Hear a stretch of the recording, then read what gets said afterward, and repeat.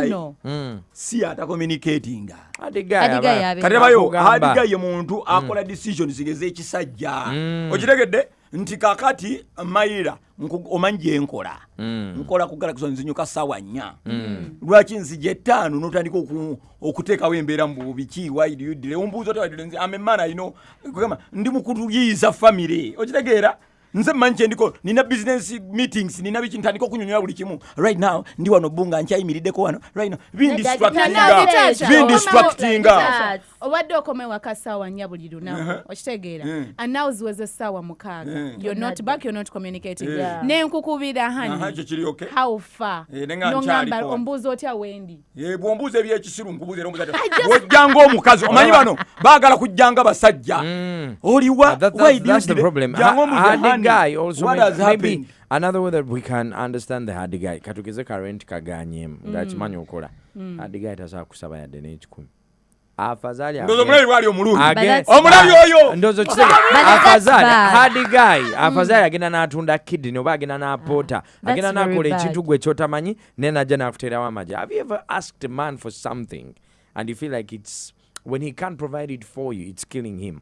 Yeah. Now that's a hard guy. Emotional guy gamba leta kuzizo tuongeleko. You understand? A hard guy believes in the norm and the notion that I am the provider. You are with me. Buli chimuche wetaga from your hair, your nails, your G-string, rent, food. Kunyanyulira salary yo. Gwe mukulu Henry tokyusa hard guy. Ofuna otyo musala ngoli mukyala wange. Omugamba. Nga sigumanyi kye gukola. Nogwanjula.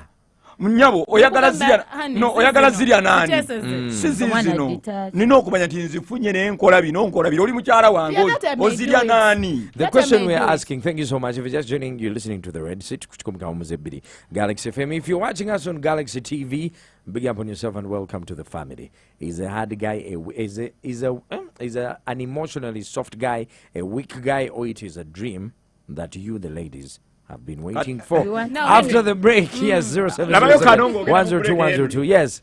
Adam abakwera hard guy. Omusota teguna gwe ansanya. Iba yemuzo olagawa. This is the mid-morning tukone ku 100.2 Galaxy FM. Sina. Waliwo abuzizako engeri y'okulakulanya mu bizinesi yo naye nga tomanyi wakutandikira. Okimanyi tuyinza okuba otuuse ku buwanguzi. Weesabire looni okuva mu Numida ne bakugonnomolako miliyoni za Uganda 10 bwentu. Tuli wamu nammwe abeeyiya nga bamakanika, ababotiiki, abalina ebintu bye mwekolera, abawoteeri, ate ng'okusasula kwangu nnyo. Okusasula okuva ku nnaku 15 paka ku nnaku 6. Okulakulanya bizinesi yo kati kyangu nnyo. Genda ku Play Store wakati onoonye Numida osabe looni yo okulakulane. Tukubire ku nooti 8 M00 oba ku WhatsApp ku 07875649 oba tukyalireko ku mutimbagano gwaffe ogwa www.numida.com. Numida kulaakulanya bizinesi yo. Abawiba omusolo nsalewo okusasula omusolo asembedde. Sasula omusolo gugerekeddwa ng'ennaku z'omwezi 3 Juni 2025 terunnatuuka. Weewale okuweebwa engasi n'ebibonerezo ebirala ng'osasula mu budde. Tolwawo kikoleko kati kubira URA ku ssimu etali ya kusasulira noti 800 27700 oba ku WhatsApp noti 772 140000. Thank you for paying your taxes. Welcome. What's our topic today? Kutambulanga kinnawolovu. Beera mu kirasi. Promotion ensinga obunene ey'okuddayo ku ssomero. Beera mu kirasi. Tamutu ekomyewo. Bw'ogula ebizigo bya movie bya $1,000 ekitundu owangula soap dish. Bw'ogula ebizigo bya movie bya $2,014 owangulako bucket oba benson. Ate bw'ogula ebizigo bya movie bya $4,000 ekitundu owangula school bag n'ebirabo ebirala bingi. Movet okwekakasa k'olunaku lwonna. Wali obaddeko mu mbeera ng'oli ku pressure naye nga byonna ekibimala majja. Oba okyali awo ne kakkubira essimu kyokka olindira omupiira gugweyo oli ku bunkenke olaba oba onaasobola okufunamu naye embeera yonna ogibeeramu nga yo kagwira weekulaba. Era mu biseera bino byonna ng'omupiira gugenda mu maaso ekuweerezanga ka message nti owaaye ne kwene essaawa tusobola okukuwaayo akantu ako nno akakodyo ke bayita cash out. Kati kukagwirawo sports betting enkola ya cash out ekukkiriza okugyayo ssente wadde ng'omupiira gukyagenda maaso. Kati nyiga star 185 star 5 star 3 star 2 hash ku Airtel oba ku MTN star 165 star 4 star 6 star 4 hash. Genda ku akaunti yo olwolindirire bulenjirizi ka message nga ssente zitudde ku mobile money yo. Kagwirawo lungamizibwa National Gaming Board. This is no ordinary discussion. This is the Red Seat mu mid-morning to Kone.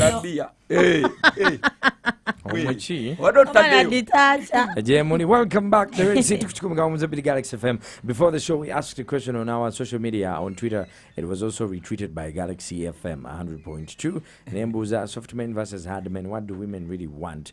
And let me get a couple of comments from you. Ronald Twichirize, he's saying women do not know what they want. And Ande Kagame, he says for him is a real bad man. He doesn't care what a woman wants. And David, he says, Gwerinda ko olabe abawala bagenda kujja wano olabe emitwe emikalu egy'abakazi.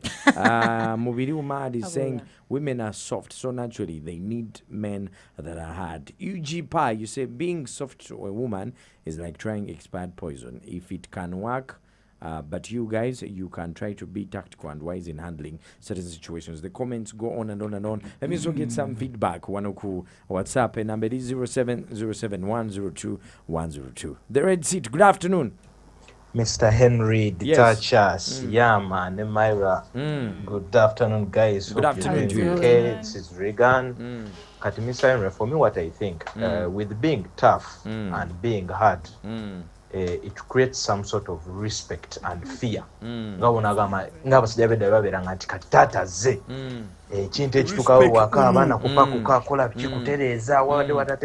brings fear. But then, on the other hand, yes, it creates distance. Nti omuntu atandika okwakwa nti omwana ne weeyanize oba omukazi ne weeyanize akugamba ekintu aba akutya.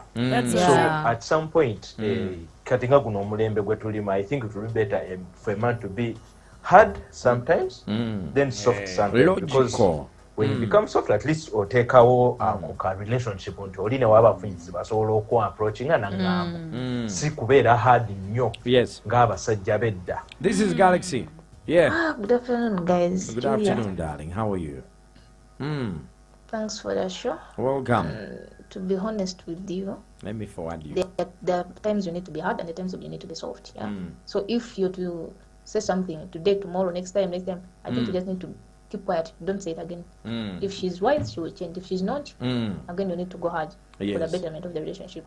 Now, for the softest part of it, your woman is the first person and the last person who should know the softest part of you. Yeah. And who should know that even Henry can cry, even Natasha can cry. You know? So we're a hard guy well. But if she's not your comfort zone, if she's not your light in the darkness, if she's not the person who you can so much wisdom, Knight in shining armor. Okay, but listen, then I have another controversial message coming in from another lady. It goes by the names of Promise. She says she once lost interest in a guy because whenever she called him and asked how he was, he could have something paining, but I'm not fine. I have a headache. I'm not fine. My stomach. Hey, man. It's like it's not about sickness, but it's like girls, she says girls do not want men who are always complaining of something, and this is how she concludes: he wasn't man enough. No, like Henry, it depends on how you communicate with me. Don't tell me every time, but then talk to me. Here's the thing. Here's the thing. Tell me reasons. There's a difference between being soft and being lazy. Yeah. A man can be soft. There's no laziness in sickness. It is sickness. Henry, you cannot be sick all the time. Just a lazy guy who just wants, because when he says he's sick, he wants you to come take care of him. Maybe probably give him some money. Those are lazy guys that do that. A man being soft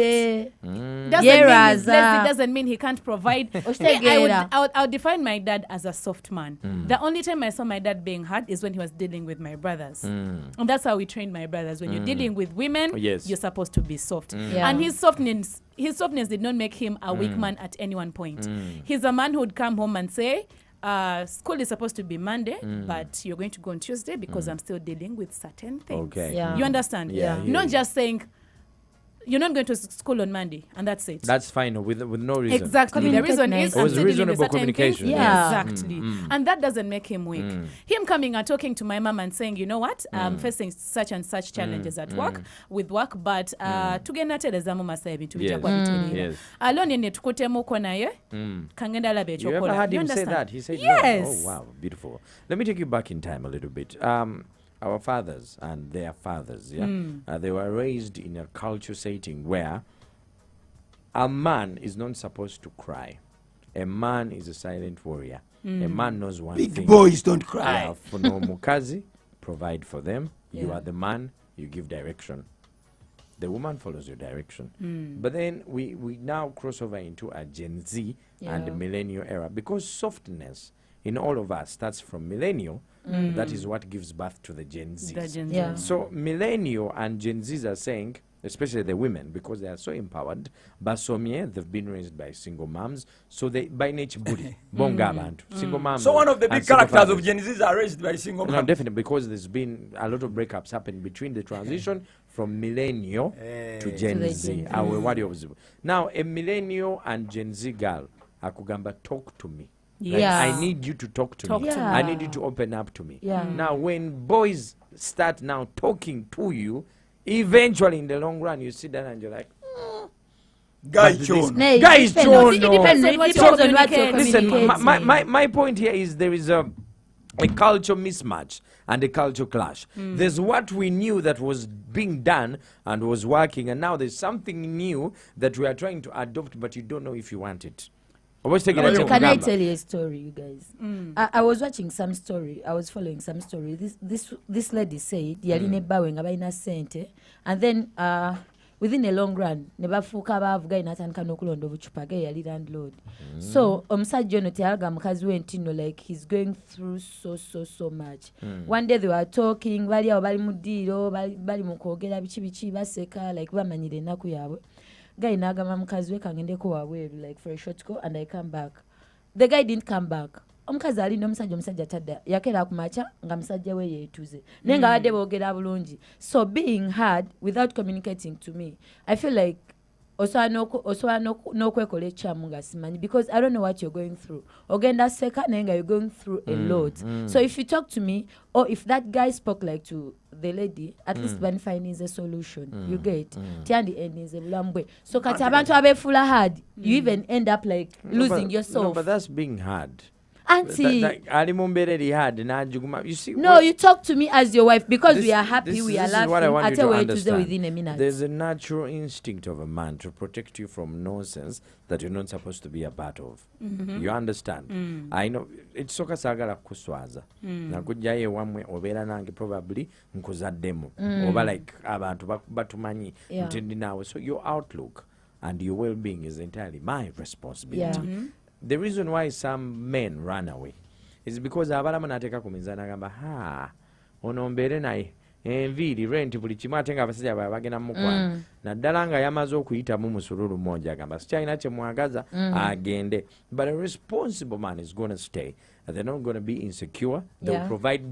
Buli kimu bajja kigumira. However, gwengo muchala, how are you reciprocating the energy? There are some men that are not going to tell you what they are going through. He's not going to tell you that sente zibuze leero sagala oleme kulya nyama. Agenda kumanya kintu kimu ngenze nonyaza nyama. But they end up losing themselves. Henry, have you seen that story of that guy atwalanga mchala we ku trips bichi but he was taking loans? Can you imagine? Does that make you a hard guy? Is that the kind of men or your soft guy or your softy? Omuntu eyekoze ebintu by'ekisubi yenna nabayo omusajja yenna tokkiriza kuyinda olujinga mu weaknesses zikulabisa omusajja yenna ebintu byetugumira bingi kadabayo abasajja bonna abayitaawo abanebizibu nenga byonna tabiwulira mukazi wadde obuntuntu obubana mama njukira mu ebibana mama bitono otegera emitima gyammwe mirala nnyo kati vola obuntu twe tuyitamu eyo kati abakazi bate tubana abakazi betuwadde embuto eyo ali mu kunyonyeresa nenga olina obigumira obisolo vingola bintu waba bakubanja nzembera ne bakoti bailiffs wano baddeko ne bakoti bailiffs wano nga banoonya koti bailiffs kati nga ndandika ogamba omukazi. Some of you are in relationships with the men who are on the verge of going to jail. Like what? I know. This is how it goes to work. Data kumawo, the next thing you know, msajja oba mukuti. And yet some things would even help. Rachel on WhatsApp on the other side is saying, what you people need to understand is that, and now, you know, girls prefer someone who is not fake. And just who be can, real. Who can take accountability for their actions. Hard guy or soft guy is a trait everyone can have, but all we need is realness. Yes. In any right. given circumstances. Over softy, over hard, just be real. Yeah, she's she's right. But realness kumusajja teri musajja bano mayira sibanchi banda. Atayagala kubeera na mukazi gwa kulembera gwa rulinga. Rule, but in the right manner. Me as Myra, I don't know how to be respectful. I don't know how to handle a hard guy. I can't respect a man who is hard on me. I can't. So if you want respect from me, please be omusajja yenna wamma realness ye bino omusajja bajja okuleka mbwa akugambe togenda gwogende asobola bireka nenga bimunyiga a man wants in a soft manner, not in a hard way. Kati bahadi guy no sogera na kwogera oyinza okugamba ati ngenda nenkutuba tuno nomanya nti tolina genda kati sogera nyiza na mutaogera nyiza no gamba ogenda kale nekwe nomanya nti kale yengeri jajogedde egamba sigenda if you don't want me to go, tell me, you know what, no, don't go, because I'm sent and I'm not sure if you have enough man on you. Well, the I want to go. Ngatumaliza, I need your feedback. Have you ever been told that you're a soft guy, or have you ever left a guy because he's soft? Have you ever dated a hard or soft guy? Share your experience. The problem we have today, the culture clashes and mismatch. Inti omwala era biro kubera omwala. She approaches a relationship from a point of oyambala empale nange nkolachi nange njambala. When you say I also say he. But now that's the problem. That is where the problem comes from. You see, you know a pussycat. When you call a pussycat is a very cunning animal. Yeah. Kabera o kajane katambula it rubs its tail on you.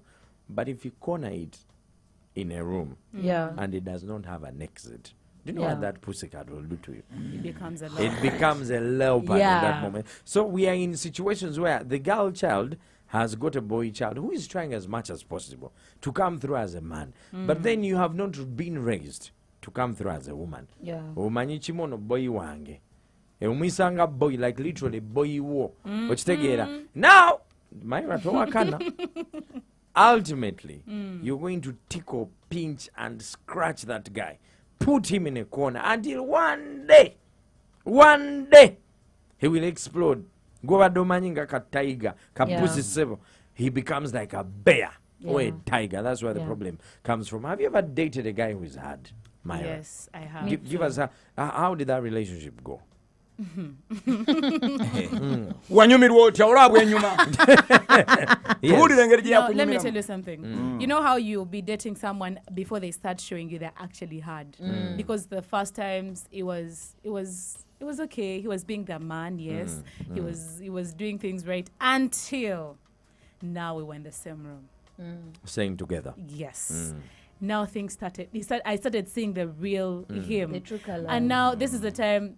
I don't know. Maybe probably his workmates, his friends, and what were advising him here and there. And now I started seeing things I have never seen in my life. Like things of, probably pass me like I need juice, and then I bring a glass of juice, and then probably something pisses you off, or you see a picture of me somewhere, and or maybe I posted a picture and you didn't know about it, and you'll be scrolling, see it as I bring a glass of juice, get this glass and hit it on the wall. Wow. Or probably be like, what the fuck is this? Like literally. I'd never seen this, because I remember there's a time he backed at me. I was holding a plate of food and just let it fall. Like, because I don't know this. I don't know how to be handled. No, yali mulalu. Yali mulalu. Yali mulalu we. Then we get to points of I don't want to see you back at that workplace. Like, why? I'm the man here, right? I don't want to see you back there. is there anything you need and I don't provide? Like, you provide anything. Sikulabayo. Like, why? Tomboza bya kisiru. Oh, wow. Like, okay. Kati film Dalo yali mulalu. Walina mulalu. So, now, remember, this relationship started when I was young. So some things I'm like, okay, maybe this is how things are supposed to be handled. Remember me being raised by my family, my lovey daddy. Yes. My brothers were nice to me. Every time they got hard on me, my dad would be hard on them. So I'd never seen anyone being hard on me. So some of the things I'm like, maybe this is how it works when you're in a relationship. Maybe maybe I'm just being a kid. Maybe my parents raised me the wrong way. Let me see how I can adjust. Time came, I saw that emyaka jitambude. Sina chenekoledeo, and I'm not saying like when you say emyaka, like how relationship long is it? This is around getting to 4 years now. Oh, wow. I'm like relationship wetambula, but like set to 3 years, but ngakuliko neja like before before you move in with him, yes. So ntuketsanga naye, if this relationship ends now, mfunye much. Definitely. Nothing. I'm like, now I need to stand up as a woman. Now kati nkuze. I'm in my 20s. I cannot let myself just waste time like that in the name of keeping a relationship. And now he starts saying, Sikula Bayokumi, I'm like, I need this job. Unless you're paying me the money they're going to be paying me. Tonga maybe I'm like, I have parents that took me to school and they expect something from me. Baba tebachida then basi na chenkola. Your parents' business is not my business. My business is you. I'm like, now this is getting serious. So that's when I started opening my eyes. That's when I started saying, now so this, I can't keep up with this. Yeah. I left. And now you're here on Galaxy shaking the nyash, feeling happy. You I'm feel alive. working. You're working. But njagala tuchiguse bulungi. Now, from that scenario, you learn and get to understand musajja chi goyagala. So what kind of man are you looking for? I can't handle a hard guy. I can't. You don't want a man who tells you what to do. I want a man that is going to lead me, but I don't want a man that is going to be hard on me. Okay. You can lead without being hard on someone. Yeah. Siyama, Wanji. ever been with a hard guy? I've ever been with a hard guy and ndi hard.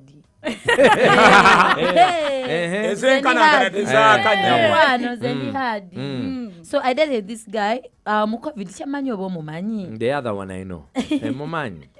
Mukovid. So nga guy. Ne wali mulavu bambi. Wali mulavu. So what are some of the instances that made him come off as a hard guy? Yali so jealous first of all. Insecurity. Insecure. Ate nga musajja mufu. Why would you be insecure? Why would you be insecure nga you're married? Your friend comes nga musajja jukira awajanga abantu bangi. You even had male friends. Yes, I have. Gwe nga tusabira na male friends. Even cousins babagoba. Wow. Be like, mwebawestana mwe muli abakazi bamwe kazi wasimwaga. Oyali akweka buze bwakola. Now this guy, I remember one day I posted something and then over my ex commented. Omusajja yali agenda kunkuba ekikonde yakubeba kyetsenge nangamba nja kukuba I know, right? I know, but Detacha, before you interrupt, hold on. You keep talking. Nemugamba fuluma kubanga ali wange nemugamba fuluma yali wuwo ato yali bega mwana nadati ali bega yali give me money yali wuwe yali wasiya manager asula yaita sasula yo. So no mugoba namugamba bounce fuluma zetebande takoka ata hard guy ata fuluma nabe ata soft ate I'm sorry ate when you're hard be hard like when he's hard when he gets a day yali mediocre. I want us to differentiate between these two things. There is a character of being insecure. There are people that are toxic. There are people that are extremely insecure. And there are people that are timid in relationships. And if Detacha gets a girl like Myra, his first instinct is going to be like, and then now you, because of your insecurity, you end up exerting force on your person, not because you don't want them to live life, but because you're scared of losing them. That is called loving too much, and because there's no value addition you don't trust that this Myra can stay with me because of she loves me. And also abavubuka abasinga kye batategeera nti omukyala bajja mukwana. But then what is the character of the person you are dating? Those are the stages we skip nti oba tewazirabye totegedde nti Myra weba mukwana behaving atya. You see when you're with your partner, ditacha oboli ne Myra. Olunaku lwe bakwana Myra jamani. Omanya bamukuta. Akoma we waka. Ogendo olaba tava ku simu. Ogendo olaba asekaseka obuntu obutala. Henry, let's knock my down. Oyo guy, I remember one day went out. Jikla COVID parties zalinga za kwebili. So we go out, twali ne basomi ne bakwano banga abala. Ne tutu nagenda naye. But we met my friends there. Yeah, I never Charlie. Let me go and be with my friends because you're also with your friends. So I got to be with my friends. So mwalimu n'abasajja mweyo friend group. Kati guy that kapiri tachayogera nange. Eyabadajanga nkeberako tachajja. Eyabadansindikira drink tachansindikira drink. Nange ne muvako. So this guy is benasanga ne bakwano bange. Ne batandika tugirira ebyokunywa bichi. So I tell this guy fe tuli mugenda mbalenda nangamba gwa manyigena ne bakwano. So I go with my friends. He follows us. Agade tula table je tudeko atude table. So ayogende waka let us go home. I'm like, bro, what a one. I know, right? Let us go home. Let us go home is okay. Mpitako. Antera bwacho yali awapye sawo yange akutte simu yange. Bali bagambye ko mpitako. Mukwano baba usabira. They found me at office. At your office? At work. Yes. And in office. Naja, so our officers were like, your manager sits there, then you're three in the office. Muliomoko computer doing your work. He came at office, Naja naska drawer yange, Naja muk ID, eyo mlimu Naja mu receipt book. What else there was some manager nangamba ita one. Wow. Oyali mulalu shtu. And then you stayed, yeah? Hey, you laughed. But what do we learn from this? Let us know what the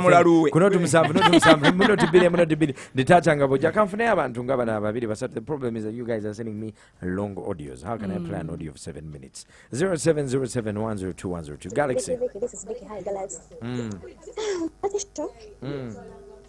Had guy mulungi kubeera naye because had guy yabeera true man abeera true man but not at all oyinza muwako 60% then 40 nebeera nga ate temugwana. Do you know why? Had guy acreatinga fear wabadde abaana abeera bamutya mami abeera amutya fear eyo teeta respect. Fear is different from respect. Respect gana kujja kugamba nti no Henry, do this, you will do it, but fear, I can tell you that do this, you hide. That's fear. This is Galaxy. Galaxy FM. Mr. Henry. Oyo hadi guy. Myra. Itacha. Oyo hadi guy. Nze kucha kubera hadi guy. Nze ikintu kyantukako ku mukazi wange. Sometimes tuba tulina okubeera mu ba hadi guy ng'olina okulaga ndi oli musajja naye okugonda kwetagisa mu ditacha. I know. Manyi nawe. I know. Ebyo kale ebyokwedebisa kati lumu namugamba nti mwana sagala omuntu aneekolezaako ekyo kiriwe nakyogera namulaba ennaku ntala takyabeera takyabeera kale nga takyakola ebyo yakitwala bubi kiki nga tokyakola kawani ki kati nangamba nti luli luwangamba nti toyagala omuntu akwekolezaako kyanyingira nnyo kyandetera fiya oyo alina ntondo nentegera ndi oluusi wadigaye wina webukoma kitegeera abakonzo tunaye oyo alina guma n'entondo solabayo. Yes. Tondo ditacha. If I'm nice to you, if I do something, and then no baby, no mbogolera no baby. Ngandi waliwo okwekoza okutakwatagana. Nange mbasijja bidda. Yes, ditacha nga tumaliriza. Nzo okumanya ndi hadi guy. Hadi guy ate tobeera soft mbuba tobeera gondi insecure. Ariyo wemanyi. Nze ndi hadi vino anything nze kati insecurity yange sibeera na mukazi nga twedate nga tugeze tuliwamu nga bamayira bano bali awamu ne munne nga sikwata ku simu yo ekyo nakigaana kati musigikwata mbuki kyonkweka nga byonna bine byombi manyi nekyokweka abantu abalala nzo okimpa ekiro kyonna kati akasimu mbolokoba kali mu message ezikwana mbukonkweka kati nze first of all hard guy manyi nti abasajja balabajja mukwana naye ayagala nze because kati ono musimu sango gwe abantu omukwana ate n'okubeera n'omukazi naye gwe batakwanako n'omala emyaka 2 3 akunyega oba atomera nyinza okuba nti oba nalaba bubi I made a hard decision kati okiraba nze mbeera hard nze sirina insecurity zonna era nze obeera nesibinga ono nga akukwaniriza nnyo ayitiriza ennyo gwe ŋŋamba ono ng'omuddamu nnyo oddamu biki nga mweddamu nnyo okitegedde naye si bino mbukubanga ndabye akwogerako kuba ndabye ebiyinza emmanyi hardiness yange weekola manyi amateeka nge kati nze amanyi w'olina okukoma nyinza okugamba nti kati outing zobadde oyitiriza ezo zireka ze zikuviiriddeko bino kale okutandika ne wiiki ejja sooka owummulemu nja kukubuulira ddi lwoba oziddamu okitegedde baby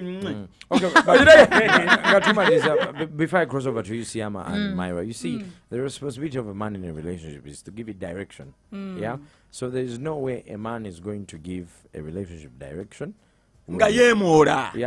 Nga yeemoola, that's the right word. Njagala mwawula ebintu bino wamanga waliwo efuga bbi. Well, there's a man being violent.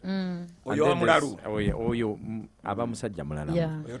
We are talking about a man being hard. Like you follow him, you listen to him, you believe in him, and you're confident that he's taking you to the promised land. That this is the dream I'm going to follow. You're with that man for only one reason. Where is he taking you, and what kind of woman is he going to make you? That's why bakuwa erinnya lye ne muzaala abaana ne bakuyita mukyala gundi ne mutetenkanya. You are a partner to that man. You are a partner to that man. You understand? Yeah? So it comes with some bit of territory marking. It comes with some bit of responsibility over you and the offsprings that you're going to bring. That's why most cases ditacha waba kufunya afuna ne baganda bo ne family yo mama obona abakututte as his partner. Mwawule violence ne fuga bbi ebintu byanjawulo. A hard man is a man who is going to suppress trauma. Like tagenda kukuba nnaku ye nnyo. Like he will tell you that baba gubye munju, but he's going to look you in the eyes and tell you, baby, it is going to be okay. Stick with me. And he sells you a dream, you be patient with him. Like, is that kind of man you feel like you're confident enough? The question is, are you patient enough? Because sometimes when you're not patient enough. You can't be patient not for a man. You don't know. And then, you don't know. A man's financial clock sometimes will delay to clock. And then there sometimes you run away. That's where the problem comes from. If I know that you're dealing with this and this and this, I know what I'm being patient with. I know, right? You don't know when things are going to be okay. You don't know what he's doing. You don't know why you're there. You don't know. A conversation for totally another day. If we dive into that, tetuja kumaliriza. But there's someone out there who doesn't even know oba mani wali hard oba ali soft. Let me start with you, Siama, as we conclude. Inzo oba oli hard tokola era no sale wange banange di hard bro. Mujja kwetwala tokola era zenkana ngala oba adiwo bumaliriza nkumeze ekigoma nkugambe tokola era ngomumeze kuli mu 2 emu ngakuyita amanya Richie daddy. Yes, Myra, as we conclude. One thing I know is that leadership does not mean be hard. You can lead me without being hard on me. You can lead me without being rude. Communication does not make you weak. You don't want to go to the basement. I don't want to be led by someone I don't know what is going on in their lives. I don't know what they are doing. Because Henry, what you don't understand is that probably you're avoiding to have me involved in your problems, but I am definitely involved even without you saying anything. When you're stressed at work and you don't want to tell me, your reactions, the way you talk, the way you it's going to be all over you that you're stressed. Now you go I'm stressed. I'm even going to start thinking about other things. I'm going to think probably you have another chick going in a year. I'm going to be stressed in the curtains and so I can't handle a hard guy because we are all humans. They acted like they were not human beings. They acted like they were spurious, which is not their case. Because there are families I've seen in my village whereby they tell you, because my grandpa is a very cute guy. cute. Very cute. Okay, very handsome. And now we have like uncles from women. Nenga ali mufumbo bwainayo abaana abalala. Nenga abana balina ko mobo bufumbo. Bana bajoja wange. You understand?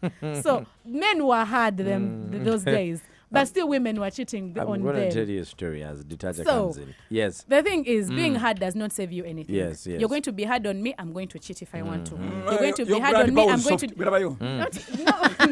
The problem was not my grandpa, was the other men who thought they were hard. They were being hard on women, and someone was being nice to them.